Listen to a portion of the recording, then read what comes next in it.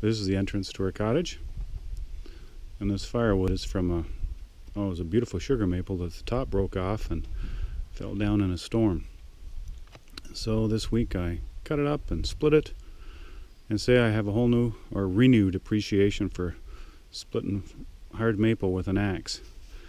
If it had been at home, I would have skidded the log out with a winch, cut it with a chainsaw, split it with a wood splitter, and then either threw it in the bucket or a trailer and brought it round.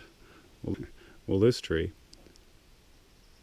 I felled the tree with a saw, cut it up with a chainsaw, rolled the blocks out of the woods, split them with an axe, and let me tell you, splitting hard maple this time of year is a whole different job than splitting it in the wintertime when it's frozen and brittle.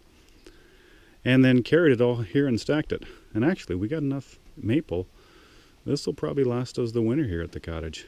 We use it a few weekends in the cottage, and usually the better part of a week at Christmas time.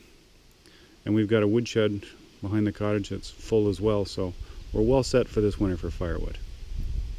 So anyhow, we have a bird's nest here up under the eaves. It's a flycatcher. Let's take a look at some of our little friends.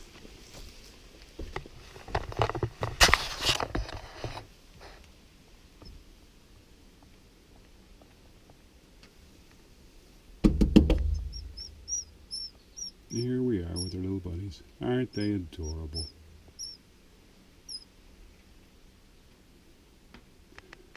Then I'll put the camera up, we'll mount it here, and we'll see if we can get a video of Mummy coming in to feed the babies.